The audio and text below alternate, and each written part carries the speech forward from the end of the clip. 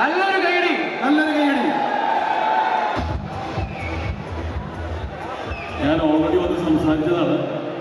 പക്ഷേ ഇനി ഞാൻ ഒന്ന് രണ്ട് പേരെ വേദിയിലേക്ക് ക്ഷണിക്കാൻ വേണ്ടിയിട്ട്, കാരണം എൻ്റെ പഠനകാലത്തെ ഹീറോസാണ് ഇവിടെ രണ്ടുപേരിയിരിക്കുന്നത്. റഹ്മാൻ സാറിനുണ്ടായിട്ടുള്ള ഫാൻസ് എന്ന് പറഞ്ഞാൽ കേരളത്തിൽ ഒരു ടീനേജ് ഹീറോനും ഉണ്ടായിട്ടില്ല. ആ റഹ്മാൻ സാറാണ് നമ്മളിവിടെ എത്തുന്നത്. അതോടൊപ്പം എൻ്റെ മാച്ചോ മാൻ എന്ന് പറയുന്നത് ബാബു ആന്റണി. ഇവർ രണ്ടുപേരും സ്ക്രീനിൽ വന്നാൽ ഉണ്ടാകാൻ പോകുന്ന തീയാണ്. വർഷങ്ങൾക്ക് മുമ്പ് ചിലമ്പിൽ ഇവരെ ഏറ്റുമുട്ടിയിട്ടുണ്ട്. പക്ഷേ ഇനി ബാഡ് ബോയ്സ് എന്ന് പറയുന്ന സിനിമ ഇത്രയും പേര് കണ്ടാൽ മതി വിജയിക്കാൻ. ഇത്രയും പേര് കാണണം, ഉണ്ടാവില്ലേ? കാരണം ഒരിക്കലും നിങ്ങൾ നിരാശപ്പെടേണ്ടി വരില്ല. ദ ഗാങ്സ്റ്റർ കോമഡി എന്റർടൈനർ ആയിരിക്കും ഇത്. ഇടി, അടി, വെടി, പുക എല്ലാം ഉള്ള ഒരു പടമാണ്. പക്ഷേ the captain of the ship ഞാൻ പറയുന്നു, ഇതോടുകൂടി മലയാളത്തിന്റെ രോഹിത് ഷെട്ടിയാകാൻ പോവുകയാണ് ഒമർ ലുലു. ഈ സിനിമയോടുകൂടി മലയാളത്തിന് അഭിമാനിക്കാവുന്ന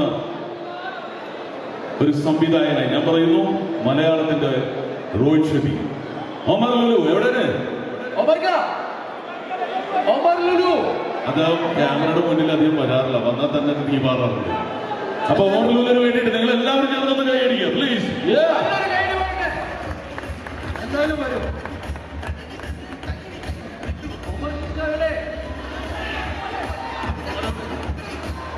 സർപ്രൈസ് ഉണ്ടാവാറുണ്ട്. ഒമർ ലുലു ഈ സിനിമയെ കുറിച്ച് രണ്ട് വാക്കുകൾ ക്ഷണിച്ചു. അസ്സലാമു അലൈക്കും. ഇവര് സത്യം പറഞ്ഞു കഴിഞ്ഞാൽ പ്രൊഡ്യൂസർ ഈ ഫംഗ്ഷൻ കൊച്ചിയിൽ വയ്ക്കാൻ നിന്നതാണ്. അപ്പൊ ഞാനാണ് പറഞ്ഞത് കോഴിക്കോട് വേറെ ലെവലാണ്, വേറെ വൈബാണ്. ഇവിടെ ഈ ഹൈലൈറ്റ് പാടിന്റെ ഫസ്റ്റത്തെ ഓഡിയോ ലോഞ്ച് വെച്ചത് ഞാനാ. ചങ്സ് ഫിലിം ഓർമ്മയുണ്ടാവല്ലോ അവർക്കും. അതിനുശേഷം മലയാള ഇൻഡസ്ട്രിയിൽ എല്ലാവരും കോഴിക്കോട് ഓഡിയോ ലോഞ്ച് വെച്ച് തുടങ്ങിയത്. കാരണം കോഴിക്കോട് വേറെ ലെവലാണ്. ഞാൻ ഇവിടെ വന്നിട്ടാണ് ഫസ്റ്റ് അടാർ ലെവലിൽ മാണിക്യം വളരെ മൂവി എന്ന് പറഞ്ഞ പാട്ട് കേൾക്കുന്നത്. അങ്ങനെയാണ് അത് ഫിലിമിലേക്ക് എടുക്കുന്നത്. അപ്പോൾ ഈ ബാഡ് ബോയ്സ് ഫിലിമിനെ പറ്റി പറയുകയാണെങ്കിൽ നിങ്ങൾക്ക് ഓണത്തിന് ഫാമിലി ആയിട്ടും ഫ്രണ്ട്സായിട്ടും എല്ലാവർക്കും വന്ന് പക്ക അടിച്ച് പൊളിക്കാൻ പറ്റിയൊരു പടമായിട്ടാണ് ഞങ്ങൾ എടുത്തിട്ടുള്ളത്. അതൊക്കെയാണ് ഞങ്ങളുടെ പ്രതീക്ഷ. ബാക്കി നിങ്ങളെല്ലാവരും കണ്ടിട്ട് പറയാം. പിന്നെ എന്താ പറയുക, ഇതിൽ നമ്മുടെ എൻ്റെ ചെറുപ്പം മുതൽ ഞാൻ ആരാധിച്ചിരുന്ന റഹ്മാൻ സാർ, ബാബു ചേട്ടൻ എന്ന് വേണ്ട ഇന്നത്തെ ധ്യാൻ ശ്രീനിവാസൻ വരെ എല്ലാവരും ഉണ്ട് മലയാള ഫിലിമിൻ്റെ ഒരുവിധം. എല്ലാവരും വന്ന് കാണുക, സപ്പോർട്ട് ചെയ്യുക. Okay, thank you. ഇത് ഒരു തിരുവനന്തപുരംകാരനാണെങ്കിലും ഞാൻ കോഴിക്കോടിൻ്റെ മരുമകനാണ്. ഒരു കോഴിക്കോടുകാരിയാണ് കല്യാണം കഴിച്ചിരിക്കുന്നത്. അതുകൊണ്ട് ഞാൻ ഒരു കോഴിക്കോടുകാരനാണ്, പകുതി കോഴിക്കോടുകാരനാണ്. അപ്പൊ അത് ഇത് പോരാ, ഒരു നല്ല കൈയടി പോരാ, ഒന്നുകൂടെ. Thank you. എന്നെ ഒമർക്ക് ഈ പടത്തിനകത്ത് വിളിച്ചപ്പോൾ എന്നെ ഏറ്റവും കൂടുതൽ എന്നെ ആകർഷിച്ച ഒരു ഘടകം എന്ന് പറയുന്ന ആ ഘടകമാണ് ഇതായിരിക്കുന്ന റഹ്മാനിക്ക. എൻ്റെ കുട്ടിക്കാലത്ത് എൻ്റെ അച്ഛന് TV റേഡിയോ ഒക്കെ റിപ്പയർ ചെയ്യുന്ന ഒരു കടയുണ്ട്. അപ്പോൾ അവിടെ ഈ TV, VCR, VCP വീഡിയോ കാസറ്റൊക്കെ വാടകയ്ക്ക് കൊടുക്കുമായിരുന്നു. അപ്പോൾ കുറേ വീഡിയോ കാസറ്റുകൾ എൻ്റെ വീട്ടിലുണ്ടായിരുന്നു. ഇടയ്ക്കിടയ്ക്ക് കുറേ സിനിമകളിട്ട് കാണുകയും ചെയ്തിരുന്നു. അക്കൂട്ടത്തിൽ കണ്ട കുറേ സിനിമകളാണ് ശ്യാമ, പൂമുഖപ്പടിയിൽ നിന്നേയും കാത്ത്, തമ്മിൽ തമ്മിൽ. അങ്ങനെ ആ പടങ്ങൾ ഒരുപാട് തവണ കണ്ട് റഹ്മാനിക്കയുടെ ഒരു വലിയ ഫാനായി മാറിയ ആളാണ് ഞാൻ. അപ്പോൾ ഒമരൊക്കെ വിളിച്ചപ്പോൾ ഞാൻ ഇക്കയുടെ കൂടെ അഭിനയിക്കാൻ വേണ്ടി വെയിറ്റ് ചെയ്തിരിക്കുകയായിരുന്നു.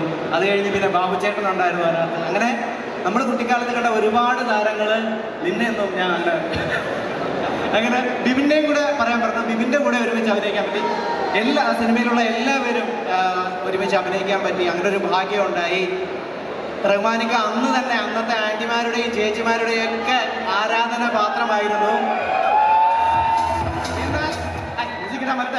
എന്നാൽ ഇന്ന് ഈ പടം ഇറങ്ങുന്നതോടുകൂടി ഈ ജനറേഷനിലുള്ള എല്ലാ പെൺകുട്ടികളും ഇക്കയുടെ ഫാൻസായി മാറും.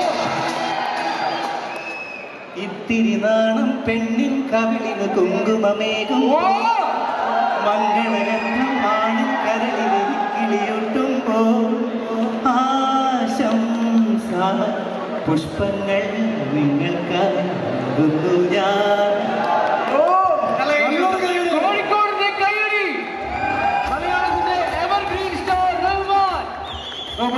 കുറച്ചുകൂടെ ഒരു കൈയടി കൂടെ ഒരു 2 മിനിറ്റ് നിന്ന് നമ്മൾ ഇനി ഒരാളെ വിളിക്കാറുണ്ട്. ഒരാളെ വിളിക്കാം. ആ ആളെ വിളിക്കുന്നത് വേറെ ആളെ വിളിക്കുകയാണ്. കമോൺ. ശിഷ്യരിൽ ആർക്കും കൊടുക്കാതെ ഞാൻ ബാക്കി വെച്ച ആടവും ഗണപതി അംഗത്തിൽ തുടങ്ങി ഗരുഡക്കരണത്തിലെത്തി പുലി അംഗത്തിൽ തീരുന്ന 64 മർമ്മസ്ഥാനങ്ങൾ അടങ്ങിയ 36 വാഴ്ത്താൽ 7 ജന്മം ജനിച്ചാലും കഴിയില്ല കേശവ, നിനക്ക് തടുക്കാനും ജയിക്കും.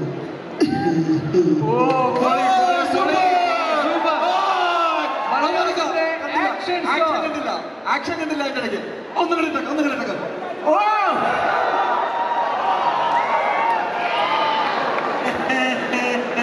പണം അതിനുവേണ്ടി ഒരു കുതിരയെ പോലെ പായും, ആരും എത്താത്ത അത്ര വേഗത്തിൽ.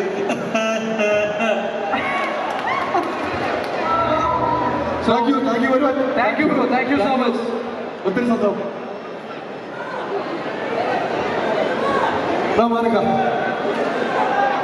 കോഴിക്കോട് എത്തിയിരിക്കുകയാണ് നമ്മൾ. നമസ്കാരം. വളരെയധികം സന്തോഷമുണ്ട് കേട്ടോ, വെറുതെ പറയാനില്ല, സത്യം. വേറൊരു നഗരത്തിൽ കിട്ടാത്ത ഒരു എന്താ പറയുക, ഒരു ത്രില്ലാണ് ഞാനിവിടെ വരുമ്പോഴും നിൽക്കുമ്പോഴൊക്കെ എനിക്ക് കിട്ടുന്നത്.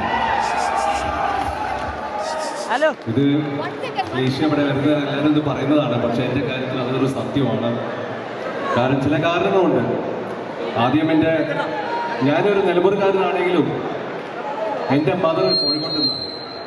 അതുകൊണ്ട് എന്തായാലും ആ രക്തം എൻ്റെ ഉണ്ടാവുമല്ലോ, ഒരു കോഴിക്കോട്ടുകാരൻ്റെ രക്തം. പിന്നെ എനിക്കുണ്ടാകുന്ന ഒരുപാട് സുഹൃത്തുക്കൾ, എൻ്റെ എപ്പോഴുള്ള അടുത്ത സുഹൃത്തുക്കളൊക്കെ കോഴിക്കോട്ട് നിന്നാണ്. ഞാൻ ചെന്നൈയിലാണെങ്കിൽ താമസിക്കുകയും ഞാൻ ഇടയ്ക്കിടയ്ക്ക് വരുന്നതും സംസാരിക്കുന്നതും ഒക്കെ കോഴിക്കോട്ടിലാണ്. അതുകൊണ്ട് വളരെയധികം സന്തോഷത്തോടെ വരുന്നതും നിങ്ങളൊക്കെ കാണുമ്പോൾ എൻ്റെ സ്വന്തം വീട്ടിലേക്ക് വന്നത് പോലെയാണ് എൻ്റെ തോന്നൽ. ഇവരൊക്കെ പറയുന്നുണ്ട് എൻ്റെ 2ാം വീടാണ് 3ാം വീടാണൊക്കെയാണ്, പക്ഷെ നിങ്ങൾ എൻ്റെ ഫസ്റ്റ് വീടാണ്. അത് യാതൊരു സംശയവുമില്ല. സാറിന് സാറിന് സ്റ്റേജിൽ നിർത്തിയിട്ട് എനിക്കൊരു പാട്ട് പാടുന്നുണ്ട്. ഞാൻ ഫസ്റ്റ് വരി പാടാം, പക്ഷെ ആ പാട്ട് നന്നായിട്ട് അറിയുന്നവരൊന്നും ഒന്ന് പാടണം. ഓക്കെ. പൂങ്കാറ്റിനോടും ഫോട്ടോഗ്രാഫറായി. ഹലോ കാലിക്കറ്റ്, എല്ലാവരും സുഖമായിരിക്കുന്നല്ലോ അല്ലേ? 1985 ഞാൻ ഭരതനാട്യം കാണാൻ പോയി. അപ്പോൾ ഭരതനാട്യം പറഞ്ഞു, ഞാൻ റഹ്മാനെ വെച്ചൊരു സിനിമ എടുക്കാൻ പോവാണ്. അതില് വില്ലനായിട്ട് അഖിൽ 1 2 3 മ്യൂസിക് അഖിൽ. അതിൽ വില്ലനായിട്ട് അഭിനയിക്കാൻ ഞാൻ ബാബു ആന്റണിയെ സെലക്ട് ചെയ്യുന്നത് പറഞ്ഞു. ആ ഒരു സന്തോഷം അന്ന് എനിക്ക് ഭയങ്കര സന്തോഷം തോന്നി. കാരണം അന്ന് ഞാൻ റഹ്മാൻ്റെ വലിയൊരു ആരാധകനായിരുന്നു. അപ്പോൾ ആ റഹ്മാനുമായിട്ട് വീണ്ടും ഒരു പടം ചെയ്യാൻ സാധിച്ചതിൽ എനിക്ക് വളരെ സന്തോഷമുണ്ട്.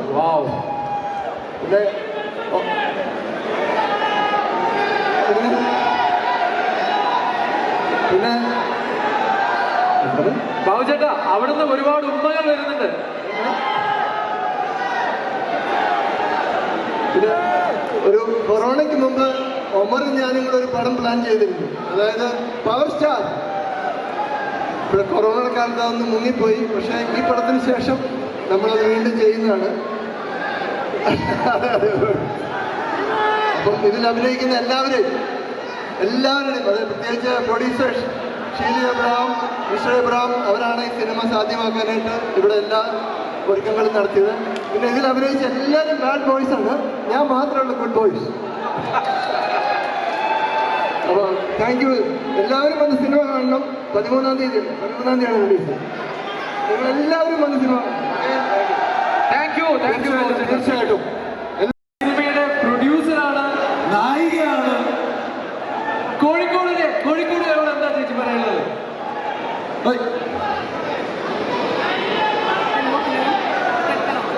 കോഴിക്കോടിന് എൻ്റെ നമസ്കാരം.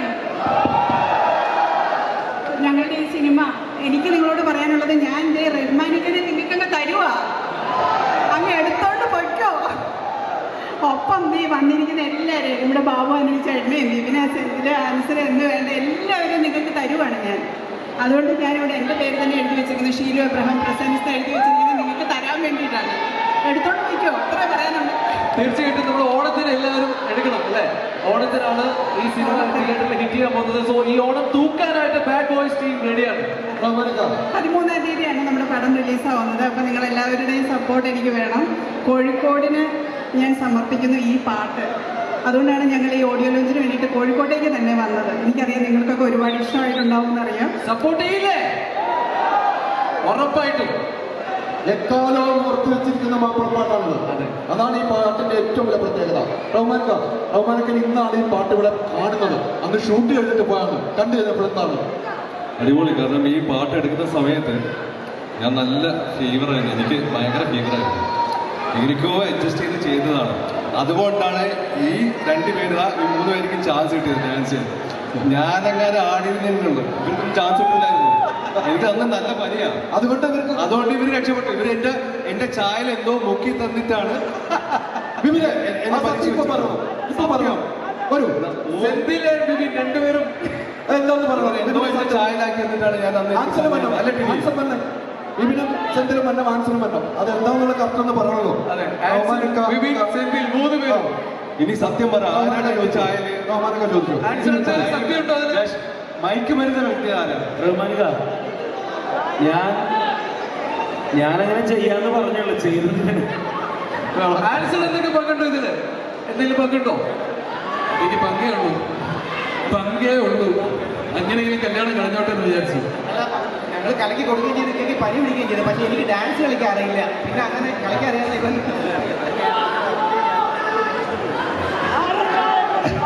ആൻസിനെ പറ്റി ഒരു സത്യം പറയട്ടെ. ഈ പടത്തിൽ ചെയ്യാൻ വന്ന ഈ സോങ് കാരണല്ലേ. അങ്ങനെ ആൻസർ എന്തുകൊണ്ടാണ് ഈ പടം ചെയ്യാൻ സമ്മതിച്ചതെന്ന് ചോദിക്കുന്നത്. അതിപ്പോ പാട്ടിൽ കണ്ടിട്ടുണ്ട്, കൃത്യമായിട്ട് പറയണം. പാട്ടേ കണ്ടല്ലോ. എങ്കിലും ഒന്ന് പറഞ്ഞേക്ക്. ഞാനും റഹ്മാനൊക്കെയുള്ള ഒരു ബോണ്ട് കണ്ടില്ലേ? എന്റെ ഉമ്മയ്ക്ക് വേണ്ടി തന്നെ ഞാൻ കെട്ടിയേ. അപ്പൊ നമുക്ക് ഈ പാട്ടിൽ കണ്ട 2 നായികമാരെ ഒന്ന് സ്റ്റേജിലേക്ക് വിളിക്കാം. ഒന്ന് വരുമോ?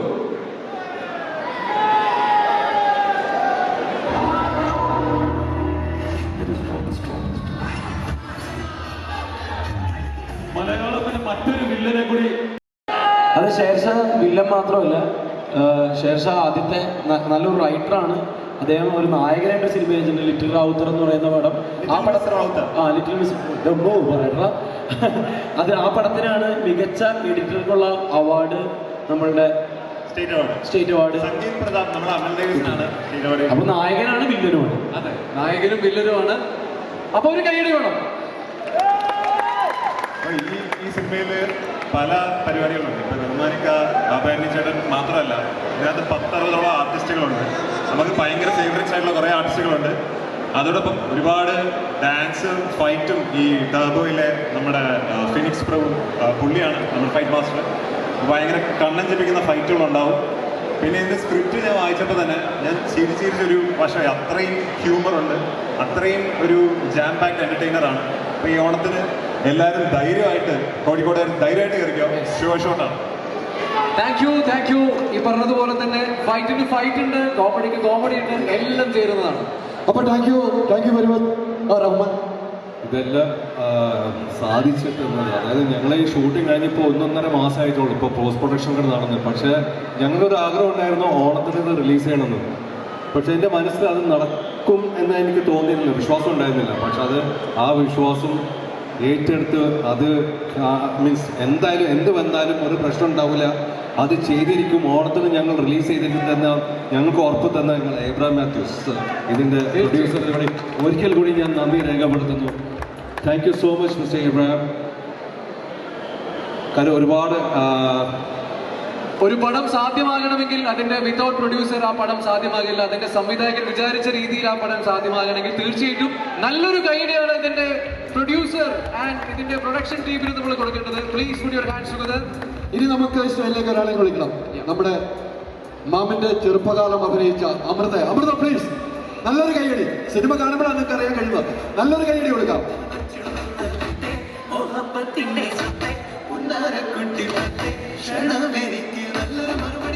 ഇനി ഈ പാട്ടിന് മ്യൂസിക് നൽകിയ വില്യൻ സർ പ്ലീസ് കം. ഇദ്ദേഹമാണ് ഇതിന്റെ മ്യൂസിക് നൽകിയിരിക്കുന്നത്. ബാക്ക്ഗ്രൗണ്ട് സ്കോർ എല്ലാം നൽകിയിരിക്കുന്നത് ഇയാളാണ്. ഇത് പാടിയ ആളുകളുണ്ട്. ഹരിനാരായണൻ ചേട്ടൻ പ്ലീസ് സ്റ്റോപ്പ്. എഴുത്താണ് അത് എല്ലാം ഓക്കെ, എഴുത്ത്. ഇനി പാടിയ ആളുകളുണ്ട്. ഇബ്രാഹിം